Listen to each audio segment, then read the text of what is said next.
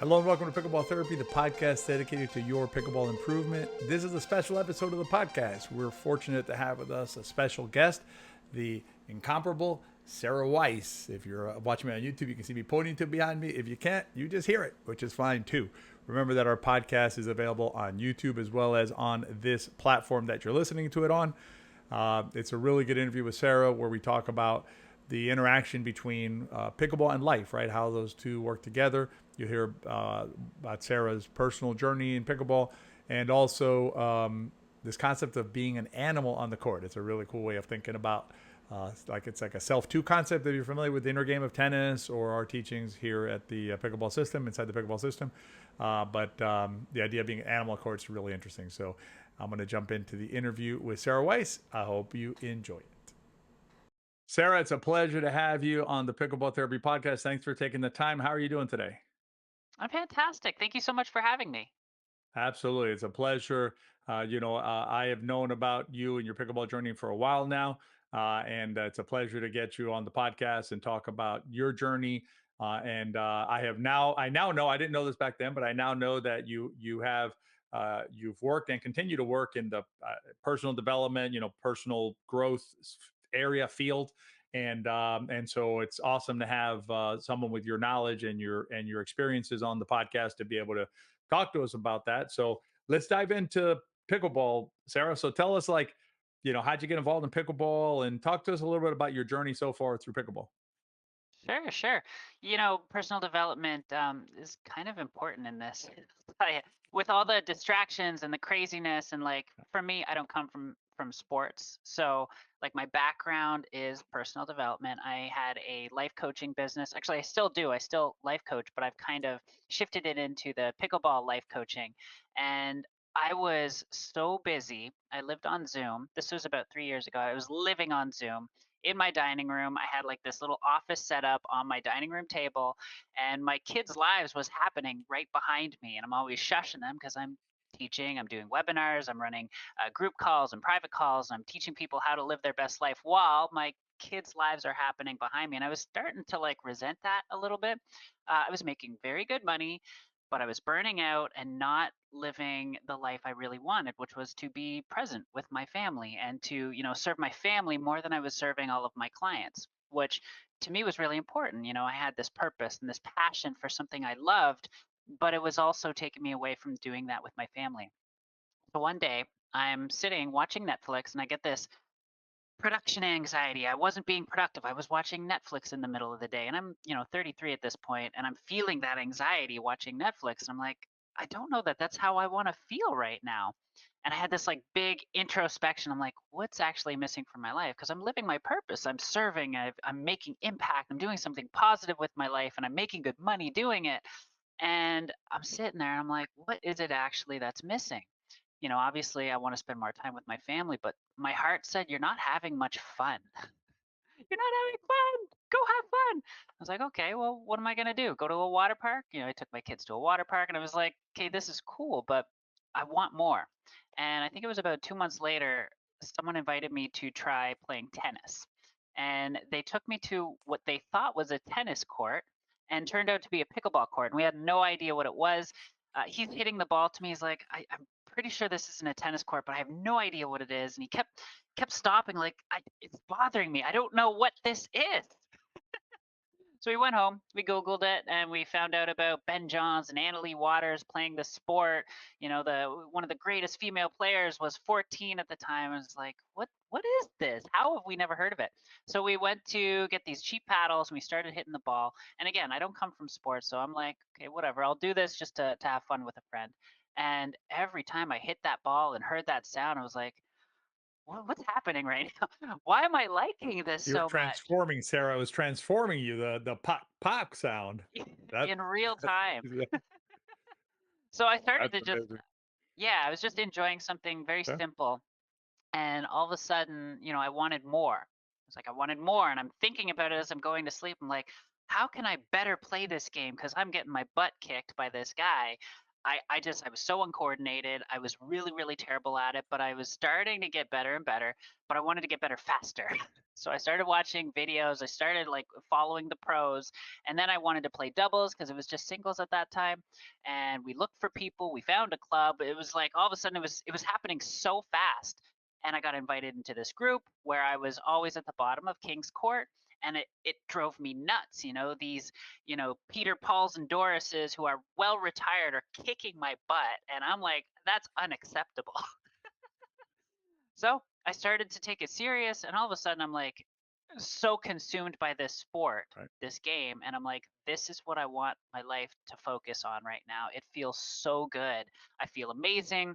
I'm treating my clients better. My family's getting a better side of me, and I started to kind of put my business of life coaching. I stopped building it. I stopped taking it so serious.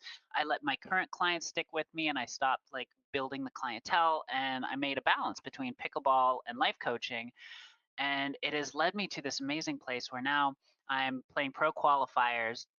I'm well sponsored. It's something that I talk about a lot on my social media. I coach, and I'm like the pickleball life coach because, as we all know, this becomes a lifestyle, becomes our lives. So I've now been able to marry my life coaching with pickleball, and it really does marry very well because when you're playing pickleball, it's like it amplifies everything you do in your daily life. So if you find yourself getting frustrated, maybe because of your partner, maybe because of distractions, that's how you treat your life, is something that I've learned about myself through playing. It's like, well, if this is how I handle this kind of Right. distraction or this kind of challenge or this kind of opportunity, how do I do it in my daily life? And when you look at it, it's like very similar. It's like, huh.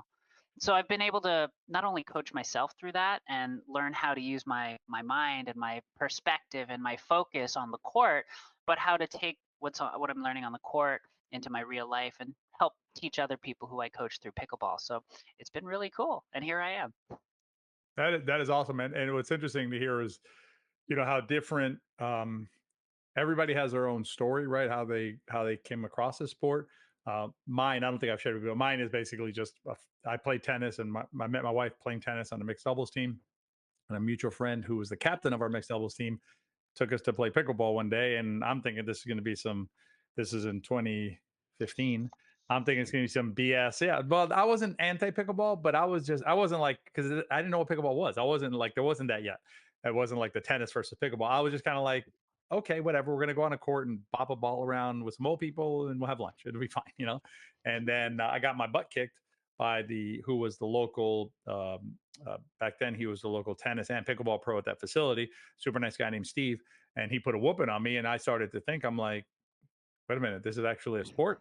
And so then that's where I went down my path. But what's interesting to hear your path is basically you're like, and think about it, it's just total happenstance, right? You go to a facility and you're like, you're going to play tennis, and thank God for you that your friend, like, I would have stepped out of court, but like, oh, this isn't a tennis court, let's go somewhere else, because I know immediately I'm like, this is not right. But your friend was at least like, maybe, so at least you stuck around long enough to keep hanging out a little bit till you got the figured it out. Well, let me ask you this, because a lot of pickleball players, right, and a lot of listeners to the podcast by extension, are folks that didn't come from either any kind of racket sports background or any kind of athletic background, a serious athletic background.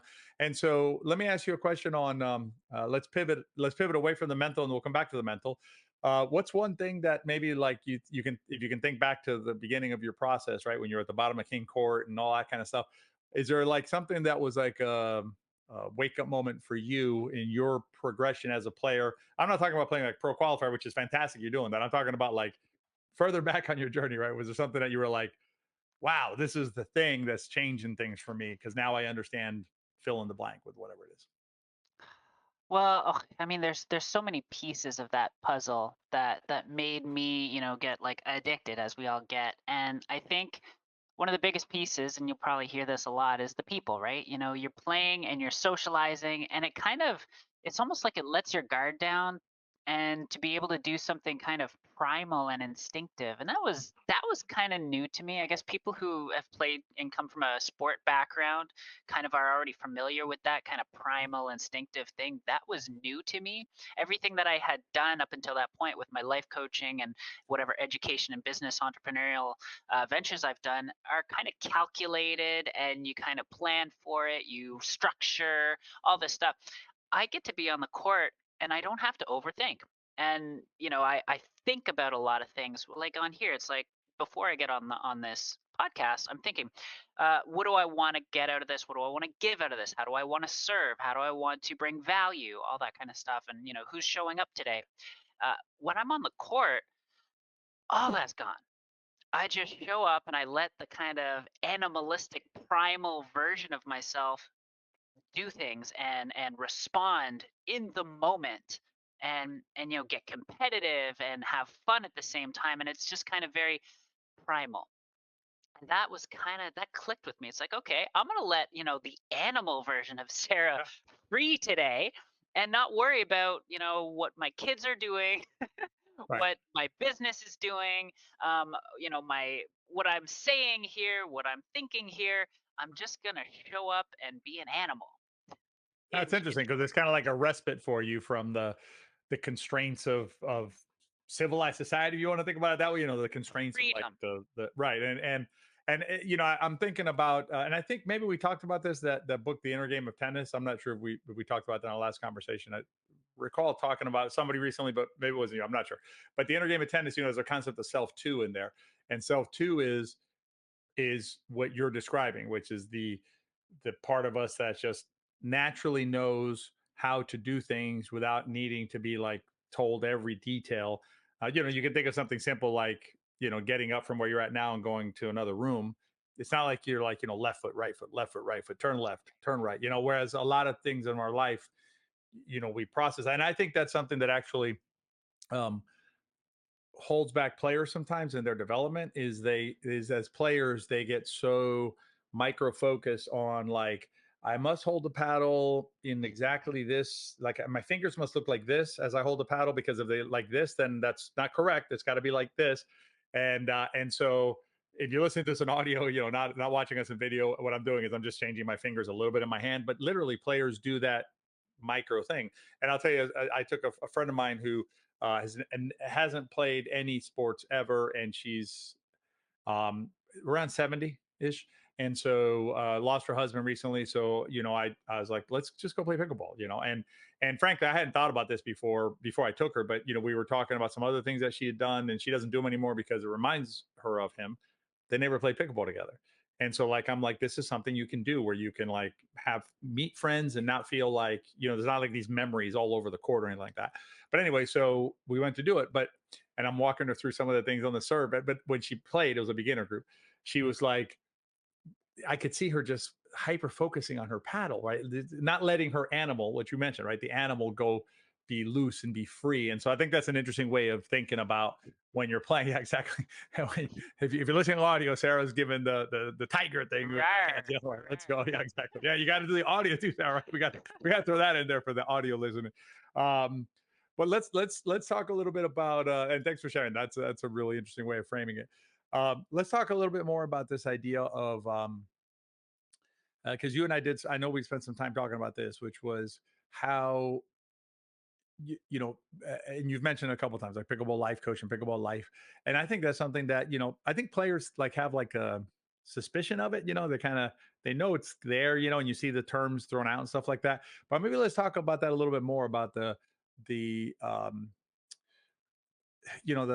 way that pickleball and life coexist, in a very I don't want to say dependent manner. I'm trying to think of the right way of saying it, but basically where they interlace, right? The two interlace together. And it's not like you can go play pickleball like you like separate from your life, and that the pickleball is not going to then impact your life later. So maybe let's play with that a little bit, Sarah, and let's talk about how you view that the interaction of pickleball and the overall life experience of players.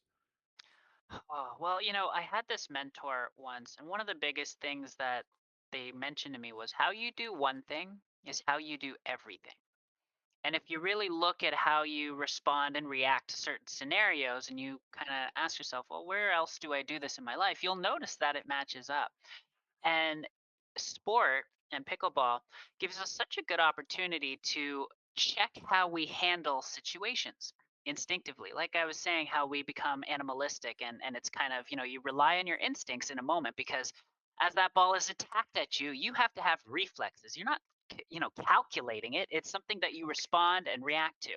And that happens when a ball rolls onto your court for the fifth time in two rallies. And how do you feel? Now your emotions are involved and you start to have reactions, which are different from responses, right? Responses are calculated, reactions are instinctive and happen really quickly, and usually they're emotional. So, a couple bad out calls, how do you react? A partner who's weaker than you and is not, helping you win the game, how do you react to that? How do you treat them? you know all these little moments. I mean, obviously for someone like me on social media, I get a lot of things said my way and directed. Most people know about a little bit about my past and where I stand in this sport, so I have to deal with that. And we all have things in our lives that are kind of happening in the background, and we sometimes bring our stress onto the court, and there's all these little things. It's like you got to ask yourself, how am I doing this in my other side of my life? Because again, this amplifies it. You get more emotional on the court. Anyone ever see someone throw a hissy fit or throw a paddle? Yeah. It's emotional. It really pushes us, and we get to feel all our emotions times 10.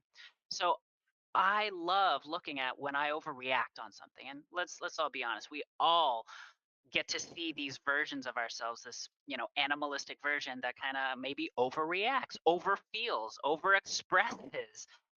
And I always ask myself, well, where else am I doing this in my life? And I remember the moment that I was starting to get good. I was getting like around 4.0, and I started to then go from, this is just fun, to now I'm competitive. Now I have a bit of an ego because I have expectations for how good I am and who I should be able to beat and who I shouldn't lose to.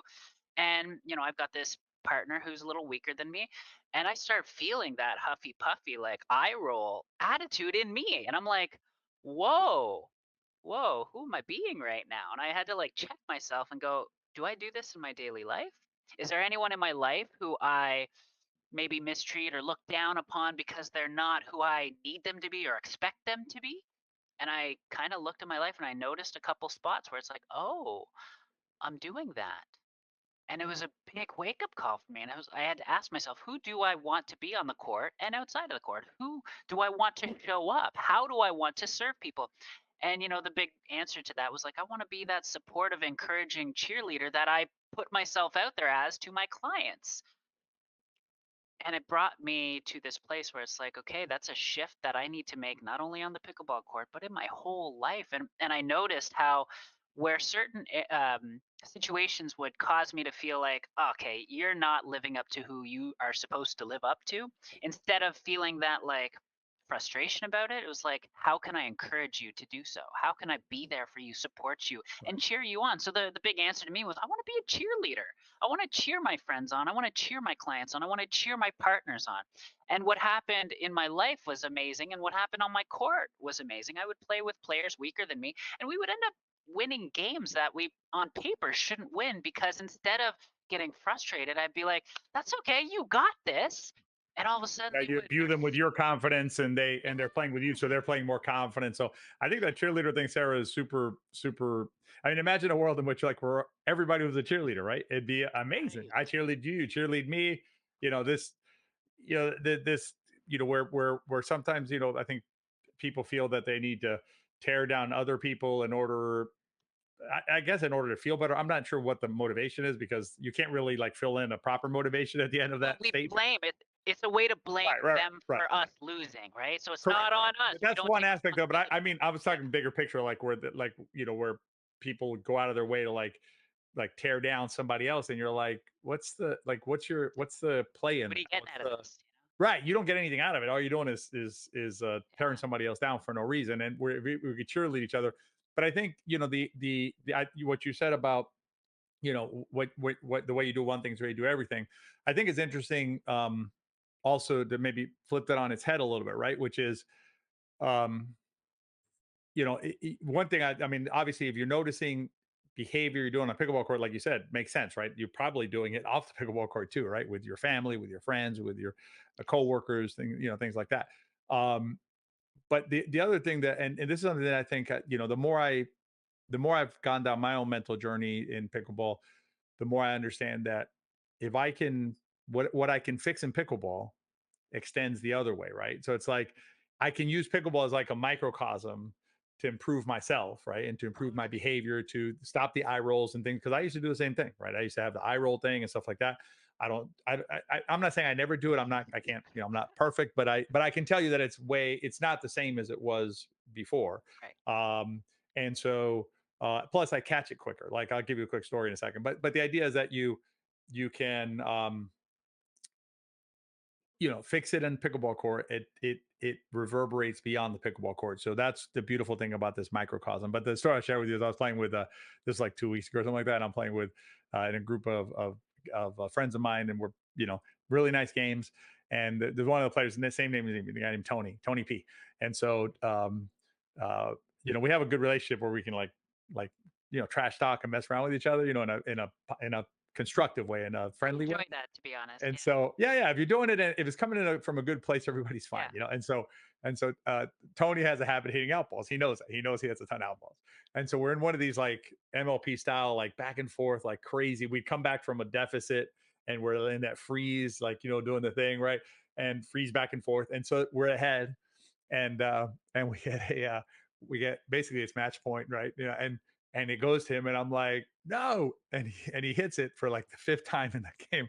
And so in the middle of the rally, I'm like, no, and he's like, Jesus, and I'm like, and we keep playing, right? So then at the end, I was laughing, and I was like, I think that Jesus, that one was called for, I think, Tony, right there, that Jesus. So anyway, but that's an example of like behavior that under normal conditions, right, wouldn't be appropriate for me to like Right. yell at him, right? But in that case, and then the way it was done, anyway. So, Sarah, let me ask you one last thing. I know we're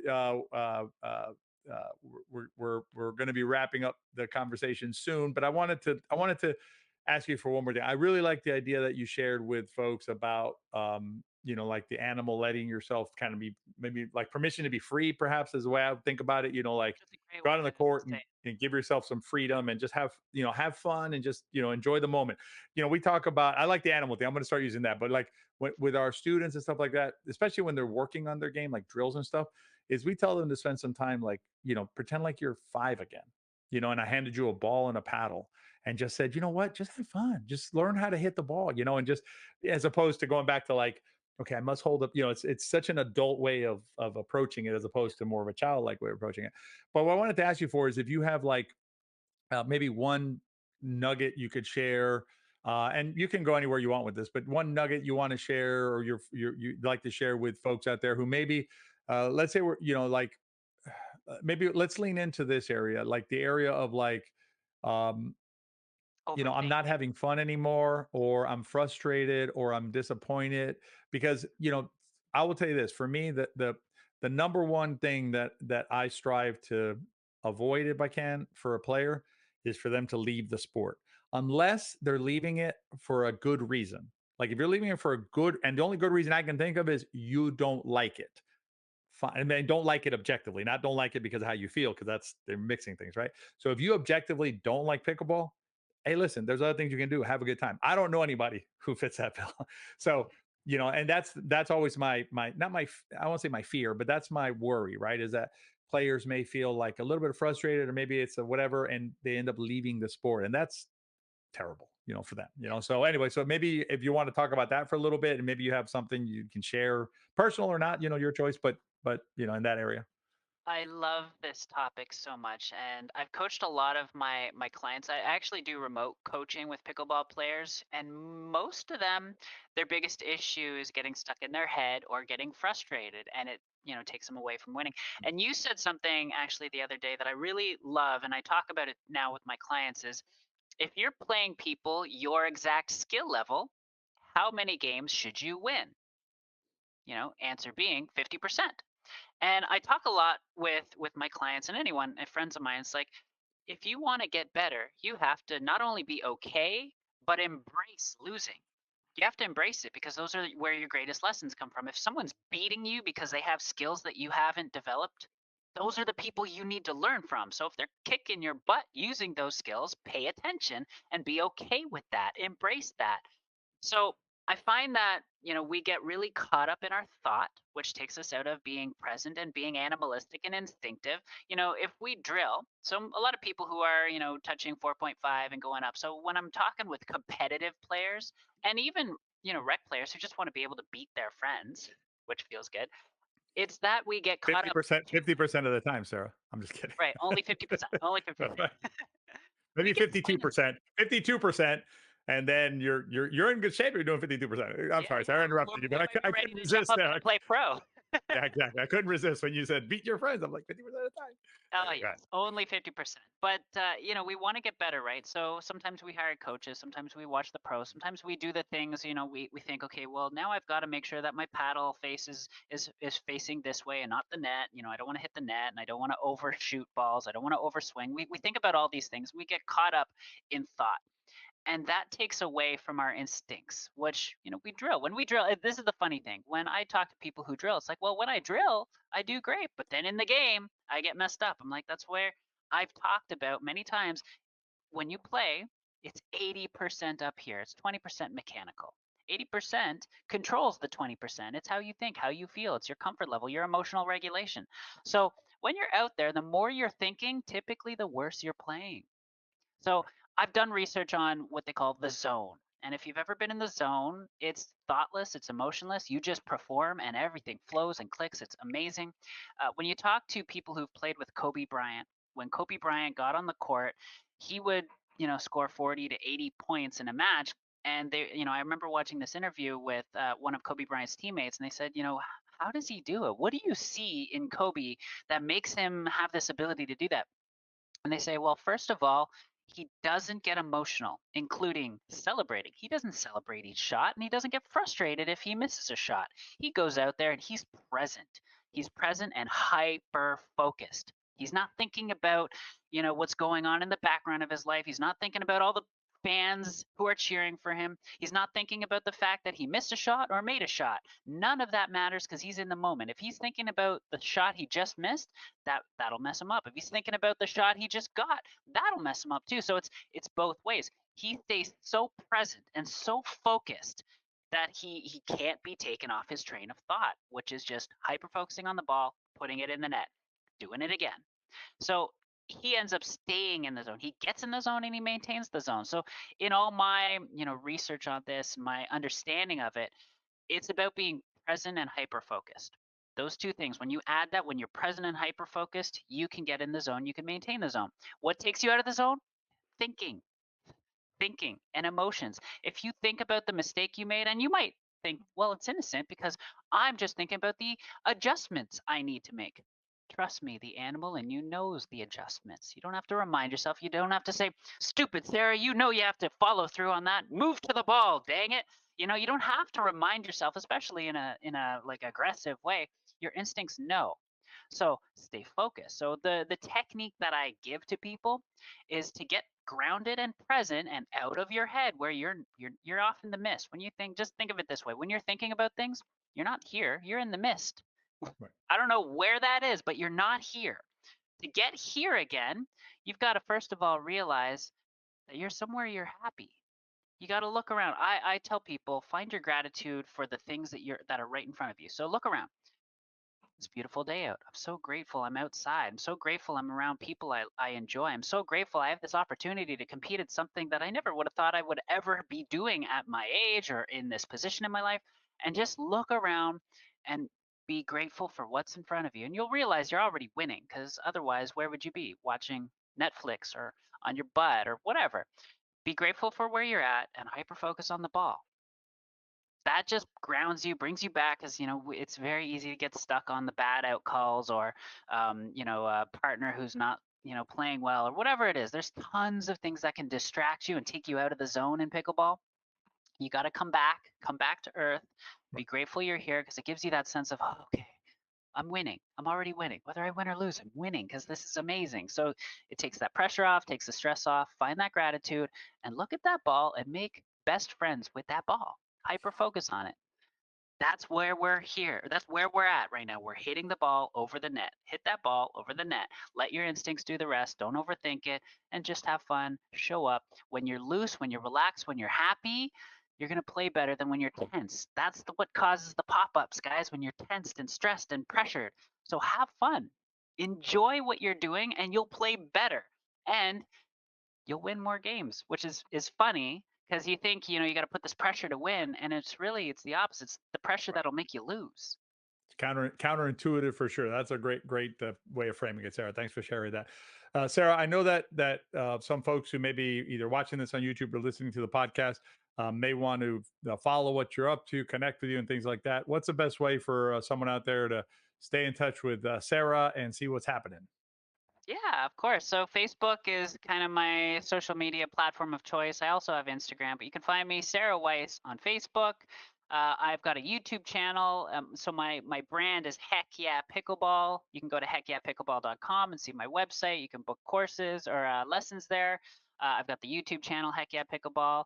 I do, so my favorite shot in the game, and Tony will laugh, is the Ernie, because he says it's not a needed shot, and I agree that you don't It could need be that still shot, your but favorite shot. It can still be your favorite shot. I still Strategically, it's love. not necessary. It can be your favorite shot. Does it? No, Those you two don't. things aren't mutually exclusive. Right. You don't need it to go and kick butt in pickleball, but ever since I saw it happen to me, I was like, oh, I gotta figure out how to do that, and I love it. It's something that I'm really good at because I've put a lot of time into it. If you go to my YouTube channel, I have a tutorial on how to hit it. So Tony, you don't need to send anybody there, but if you want to, heck yeah, pickleball. I'll show you how to earn it, even as a beginner. I just have fun, guys. This game, life Sarah, is so short. This game is you so fun. you and I are going to do we'll do a video on your YouTube channel with on both the YouTube channels where we can go back and forth and discuss the Artie and the pros and Yeah, cons of the Artie. You can give the pros, I'll give the cons, and then we'll let players do whatever they want to do with that information. I like it. I like it. Sarah, it was a pleasure having you on the podcast. Really appreciate what you're doing to help promote the sport of pickleball, obviously, and obviously good luck with all the ventures you're on. And appreciate you sharing your wisdom and your experiences with the folks at the Pickleball Therapy podcast. Oh, Tony, it's been such a pleasure, and everything you do is amazing. So if you guys are following Tony, look at what they offer. They got ways to make you a better player, 100%. So thank you so much, Tony. Really appreciate you. Thanks, Sarah.